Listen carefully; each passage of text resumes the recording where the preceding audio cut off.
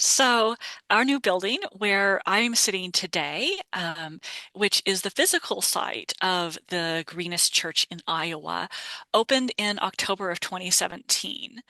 I began serving here in August 2020 during the pandemic, and after the building had been open for almost 3 years. So in a few minutes, I'm going to talk about what it's like operating the Greenest Church in Iowa. But first, I wanted to share with you all a little bit about how we got here.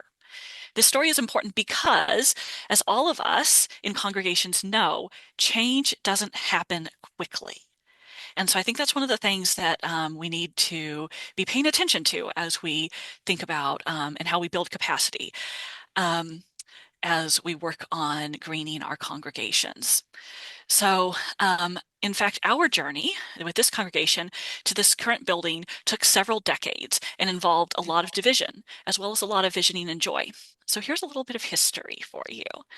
So first, the Unitarian Universalist Society of Iowa City began in 1841, meeting in downtown Iowa.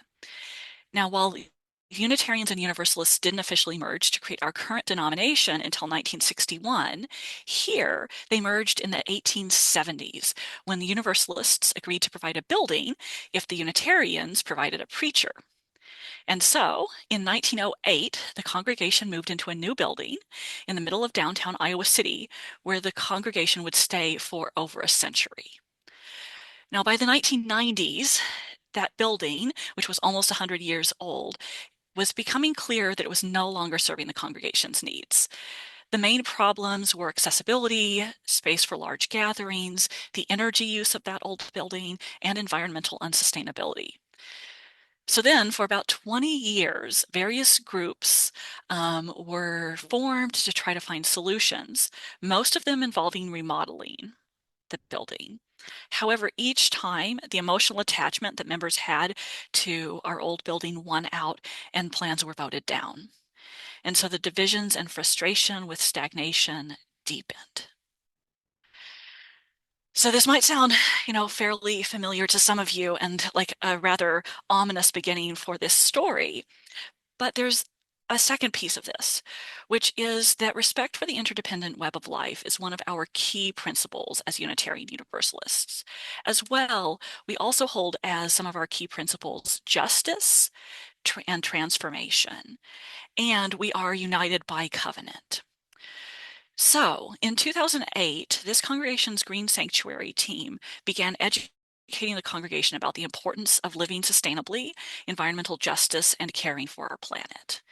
This capacity building that the Green Sanctuary team did laid a foundation for deeper and more widespread congregational inclusion of and advocacy for sustainability. And I think this is a really key piece of the story, that this capacity building, this education work began in 2008. So then, in 2012, when the congregation developed a new mission and vision, as well as a new strategic plan, this congregation set environmental justice as one of the key missions for this congregation. That, combined with a large financial gift that was contingent on the congregation making some decision related to remodeling or building something new, any decision, but just a decision, that laid the foundation for a process that led to the building that we're in right now.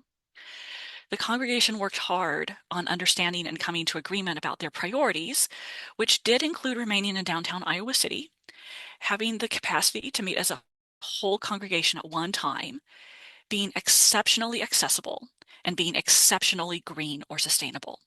The congregation had decided that they truly wanted to be able to claim being the greenest church in Iowa, not just in principle, but in how we were living our lives as a congregation. Now, as many of us know, redevelopment or remodeling is often a much more sustainable choice than building new construction. And the congregation worked really hard on identifying options that would allow them to either remodel the old building or redevelop another site downtown. However, we were unable to find a workable and affordable path. And then in 2015, the 5.5 acre Miller farm, where we are now, came up for sale. While a developer was also interested, the owners were really pleased that the congregation would leave much of the land in its natural state, preserving its nature reserve qualities. And so the congregation was able to purchase this site, While this was a major step, additional major steps had to be completed, including financing and design. Now, I'm not going to go into those in great detail here because that's not the focus of this talk, but I will share that the financial part of developing and operating a new large building shouldn't be underestimated, particularly in our current climate for religious institutions. This congregation is vibrant and growing coming out of the pandemic and still figuring out how to develop partnerships that help us make better use of our building while also making ends meet financially is an ongoing process. And it's one that can be quite generative and beautiful, and it does take ongoing investment from me as well as other congregational leaders. So with that said, I want to talk a little bit about our building and then get more into some of the things that have gone into continuously recreating this as the Greenest Church in Iowa. Now, I'm excited that those of you who are here in person are going to be able to tour the building and grounds after our discussions. For those of you who are online, I have added a few pictures that don't quite do this building, this place justice, but I wanted to give you a little bit of a flavor as I talk about this. So one of the things that I noticed from the first time I entered this space, and that many newcomers share with me, is how much it integrates with the natural world and feels like a space of welcoming and healing. This is a result of careful planning and design, and also of how we live and work in this space. Environmental sustainability and biophilia have been key aspects of how the Greenest Church was created, as well as how we live in it. And I'm going to get back to this principle of biophilia shortly if you haven't heard of that before. Before and during construction, several gatherings and rituals were held on the land, and the groundbreaking ceremony was held on Earth Day of 2016. Construction took about 18 months. This principle of biophilia was emphasized to help this be a space of healing, to help us reconnect with the natural world, both to heal our minds and our hearts, and to help us feel our natural reverence for Earth and our connection with our desire to protect and heal the Earth. One of the most visible ways this shows up when you arrive is how the building blends in with the natural world, especially through the landscaping and solar panels, as well as through its simple design. And there you can see it at night. Once inside the building, people immediately notice all the windows, which you're getting a view of from that picture, which connect us immediately and intimately with the natural world. Natural daylight and views from within almost every single space in this building connect us directly with the earth. During worship services on Sunday mornings, when I'm preaching from the very far corner of that image, we often get to watch deer, turkeys, a woodchuck, hawks, or other birds, as well as how the grasses and the trees change with the seasons. People may also notice the sustainably sourced furnishings and fixtures. Through a life cycle analysis, materials were carefully selected for their low environmental and human health impacts. This was based on the idea that buildings are made for people and they should be healthy for us.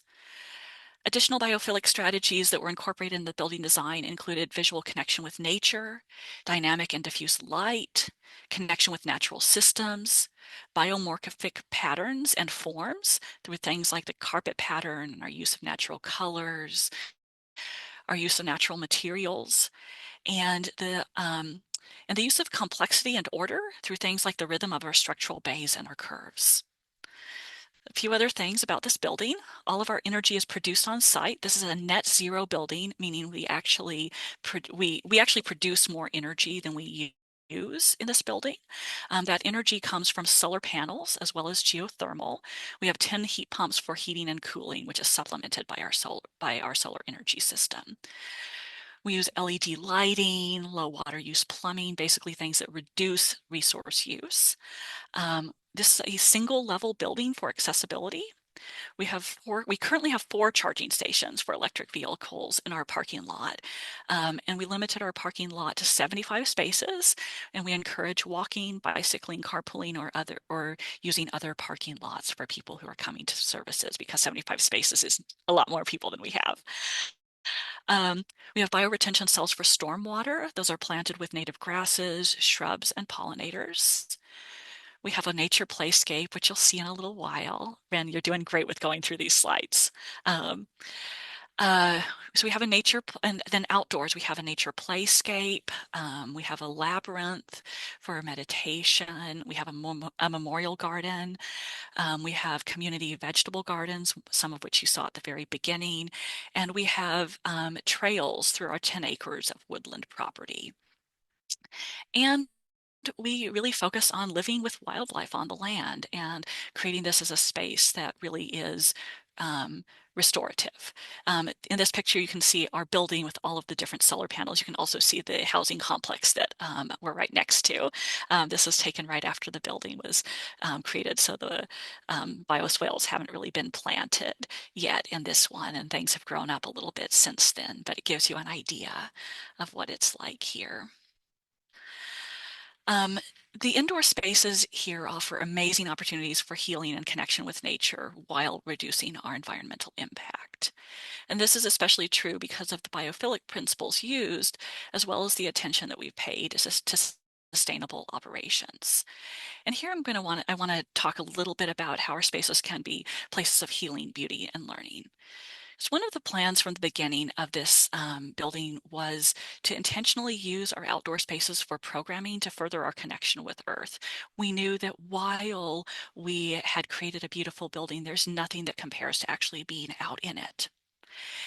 And so while there was that intention, which was followed to some extent, it's my understanding from talking with members um, that our use of the outdoors was actually fairly limited for the first 2.5 years before the pandemic shut down the building to in-person gatherings.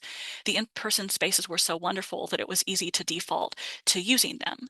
But the pandemic forced us to move into more creative uses of outdoor spaces for gatherings and rituals.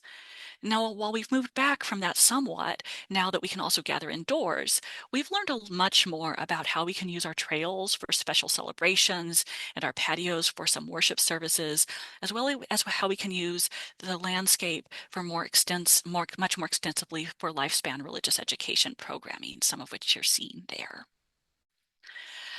We also practice we have earth-centered worship and celebration. Includes everything from weaving themes, environmental themes, into worship services, using natural objects during various regular and special rituals in the sanctuary, inviting people to connect with what's happening in the natural world and how it affects us, to special celebrations on the land. In fact, I was just talking with somebody before this started who had only been here before for wintertime solstice celebrations and had just had a chance to walk the trails in daylight and warmth and was really appreciating that. We do a lot of nature-based religious education throughout the year and during summer camps. And we involve the entire congregation in stewarding or caring for the land that we've been entrusted with. We also have things, programming like an upcoming climate justice revival that we're doing that help us work on enhancing our ability to do community organizing. And we work on cultivating wonder, deepening our motivation, and promoting healing. Our Green Sanctuary team, which is made up of volunteer members of a congregation, and our staff work together to lead all of these efforts that relate to our operations. And currently we're working on what we call our Green Sanctuary reaccreditation. Green Sanctuary is a program of the Unitarian Universalist Association. The Green Sanctuary reaccreditation is asking us to look for opportunities and challenges in 4 areas. Those are congregational transformation, mitigating climate change, adapting and building resilience to the effects of climate change, securing justice for marginalized communities most impacted but least responsible for climate change. As a result of our reaccreditation process, we're working to continue and extend programming by creating a climate resiliency hub here. That'll include adding battery storage to our solar power system to cover critical loads for 8 to 12 hours, and which with solar recharging could cover needs indefinitely. So we can become a resource for the wider neighborhood, which includes a child care center, a long-term care facility, and at least 100 households. And a resiliency hub is also a way for us to connect with and educate and engage our neighbors. We'll also be adding 4 more EV charging stations in our parking lot. While we've had special opportunities here because of our new building, There are lessons from what we've done here that I think all congregations can apply. These includes things like enhancing our connections with Earth through how we use our building, through how our buildings function. Um, that can include how we make use of our sight lines, the materials we use, and that kind of thing. Basically bringing the principles of biophilia into whatever our buildings are like right now. We can get outdoors for programming whenever we can, especially for lifespan religious education programming. We can call attention to what's happening in the natural world and how we're interconnected. In worship, this can be as simple as noticing what's happening with the natural cycles or the weather, using natural objects and rituals or interactive moments. I think here about the difference between a natural rock and a glass pebble, or a natural leaf and a construction paper one. We can build in rituals that connect us with the changing seasons. We can also create opportunities for our congregations to work together on earth healing projects. Um, we we can work on infrastructure improvements, which you're going to hear more about as well. We can use environmentally minded purchasing. This is an ongoing thing for us. Um, and it is complicated, isn't it? Um, Developing a green sanctuary team is amazing. And finally, I just want to leave you with the thought about developing capacity. Going back to where this story started for us, it began with the Green Sanctuary team working on congregational education and engagement. In the language of faith-based community organizing, they developed the relationships and the capacity that allowed this congregation to mobilize for change when the opportunity presented itself to us.